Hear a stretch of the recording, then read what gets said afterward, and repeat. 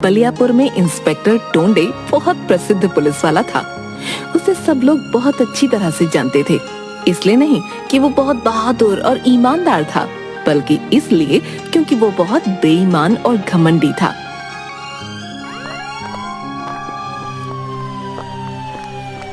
टोंडे एक हवलदार के साथ राशन की दुकान पर जाता है। ओ मंगतलाल, अरे बहुत शिकायत आ रही है सामान में, हैं? मिलावट करता तू, हैं? साहब ये क्या कह रहे हैं आप? हम तो एकदम बढ़िया माल मंगवाते हैं। हमारा सामान एकदम अच्छा है साहब। आप चाहे तो खुद देख लीजिए। ओ सेठ हो, मुझे इतना मत सिखाओ, समझे? तेरे को पकड़कर जेल में भेज दूंगा। राशन में मिलावट करता है और मुझे सिखाता है। नाम भूल गए क्या हमारा? इंस्पेक्टर टोंडे, समझे? इंस्पेक्टर टोंडे। पर सर जी दया करिए, आप जो बोलेंगे वो मैं करूंगा। देख, अगर तू जेल गया तो तुम्हारा बहुत खर्चा होगा। वो मुझे दे दे, मैं तुझे छोड़ दूंगा, वरना जेल जाएगा तू। हम कर भी क्या सकते हैं? इस राक्षस का तो अब हर महीने का यही हो गया है। मंगतलाल टोंडे को पैसा दे देता है।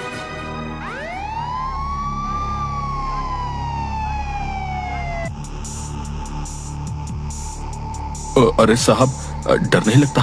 किसी ने कंप्लेंट कर दी तो? झंझोड़ कर। अरे झंझोड़ सिंह, तुमको पहले ही डिपार्टमेंट ने झंझोड़ रखा है। चुपचाप साथ रहो और मजे लो, समझे? मुझसे बहस कर रहा था। नहीं जानता कि पुलिस वाले से पंगा नहीं लेना चाहिए। मेरे पास इतनी पावर है कि किसी को भी आसानी से सबक सिखा सकता हूँ। क्या बात है साहब, आप तो बड़े निडर हैं। मुझे भी सिखाइए ना, कैसे लोगों से पैसे वसूलते हैं। मुझे अपना चेला बना लीजिए, झंझोड़ कर। तू अभी नया नया पुलिस में भर्ती हुआ है ना, मेरे साथ रहते रहते सब सीख जाएगा तू।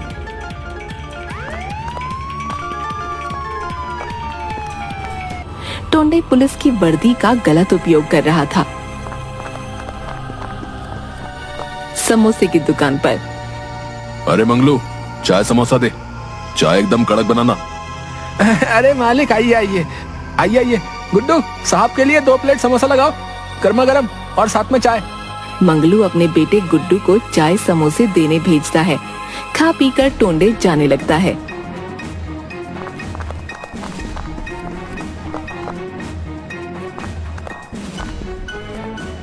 साहब, आप पैसा देना भूल गए।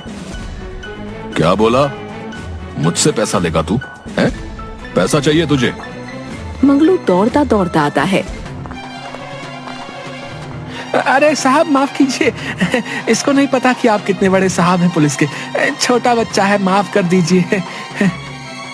समझा के रख इसको, नहीं तो। हाँ साहब, हाँ, मैं इसको समझा दूंगा।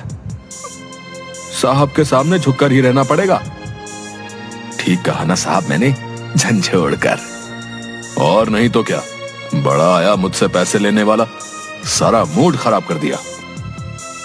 टोंडे सबके साथ ऐसा ही व्यवहार करता। सड़क किनारे सब्जी की रेड़ी के पास जाकर, ए बुढ़िया, तुझे मना किया था ना यहाँ सब्जी की दुकान न लगाने को। अरे बेटा, यहाँ नहीं लगाऊंगी तो कहाँ जाऊंगी? बहुत गरीब हूँ बेटा, दया करो, मुझे यहाँ दुकान लगाने दो। मना किया ना, तुझे नहीं लगा सकती तू दुकान। पर साहब, यहाँ पर सब्जी की रेहड़ी लगाने में कोई दिक्कत नहीं है, फिर आप इसे मना क्यों कर रहे हैं? झंझोड़ कर। डराना पड़ता है इन लोगों को, तब जाकर झुकते हैं ये। बेटा, मैं बहुत गरीब हूँ, किसी तरह अपना पेट पालती हूँ, दया करो, बहुत दुआएं दूंगी तुम्हें। दुआ लेकर क्या करूंगा मैं? जानती नहीं मैं क्या कर सकता हूँ? चल जा, नहीं तो 1000 रुपए दे। सब्जी वाली दुखी होकर घर चली जाती है। घर पर उसकी एक अपाहिज पोती थी, जो बैसाखी के सहारे उसके पास आती है। दादी, आप इतनी जल्दी क्यों आ गईं? क्या बताऊं बेटी, अब मैं वहाँ सब्जी नहीं बेच पाऊंगी। पर क्यों दादी, वहाँ क्या दिक्कत है? वहाँ तो बहुत से लोग सब्जी बेचते हैं और आप तो बहुत अच्छी सब्जियाँ रखती हैं। हम गरीबों का कोई सहारा नहीं होता बेटी। शहर के बड़े पुलिस वाले ने मुझे वहाँ सब्जी की रेहड़ी लगाने से मना कर दिया। वो मुझसे पैसे मांग रहा था, तभी वहाँ सब्जी बेचने देगा। मैंने कहा मैं गरीब हूँ, कहाँ से पैसे लाऊंगी, अब घर का कैसे खर्चा चलेगा, मैं तुझे क्या खिलाऊंगी।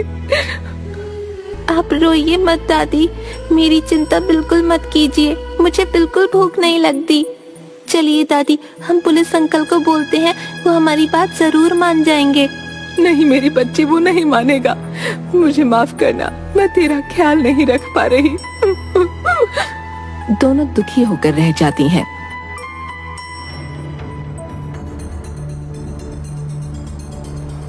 उसी शहर में केशव नाम का एक गरीब ऑटो चलाने वाला रहता था। एक दिन टोंडे गश्त लगा रहा था, तभी वहां केशव अपने ऑटो से गुजर रहा था। टोंडे उसे रोक लेता है और चालान मांगता है। हाँ भाई, गाड़ी के पेपर दिखा। साहब मेरे पास सब पेपर हैं, आप देख लीजिए।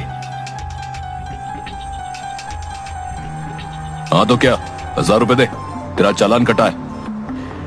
1000 रुपए किस बात के साहब, मेरे तो सारे कागज सही हैं। हाँ हाँ, इसके सारे पेपर सही हैं, झंझोड़ कर। तुम चुप रहो। जो बोल रहा हूँ वो कर, वरना तेरी गाड़ी जब्त कर लूंगा। पर ये गलत है साहब, मैं क्यों दूं आपको पैसे? पैसे मैं नहीं दूंगा, ये आप लोग गलत कर रहे हो। टोंडे फिर भी केशव को शराब पीकर गाड़ी चलाने के जुर्म में जेल भिजवा देता है। इस तरह सब टोंडे से परेशान थे। यह हमारे गांव के जो इंस्पेक्टर हैं बड़े लालची हैं भाई, हर समय झूठे इल्जाम का डर दिखाकर हमसे पैसे वसूलते हैं। हाँ भैया सही कह रहे हो, हम तो बड़े परेशान हो गए, काम धंधा करना भी मुश्किल सा हो गया है।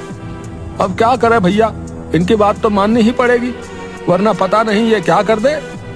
अब देखो भैया कैसे हमें उससे राहत मिलती है, हर बुराई का कभी ना कभी तो अंत होता ही है।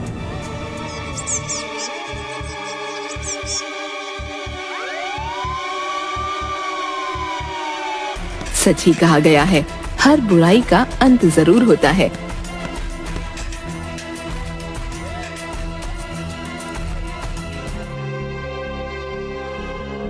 रिश्वत के पैसों से टोंडे ने एक कार खरीदी और अपनी पत्नी और बेटी को लेकर उसमें घूमने जा रहा था। अरे मालती, सुनती हो? देखो बाहर क्या लाया हूँ आज।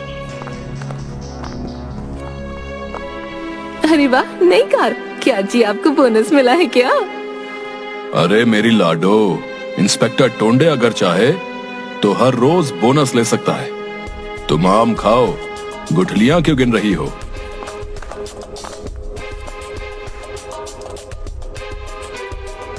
कैसी लगी ये कार मेरी गुड़िया को? बहुत अच्छी है पापा, मुझे जू ले चलिए और आइसक्रीम भी खिलाइएगा पापा। हाँ, पर पहले हम मंदिर चलेंगे, ठीक है? ठीक है मम्मी, पर आइसक्रीम जरूर खिलाना। तू मेरी गुड़िया जो बोलेगी वही होगा। टोंडे मस्ती में कार चला रहा था।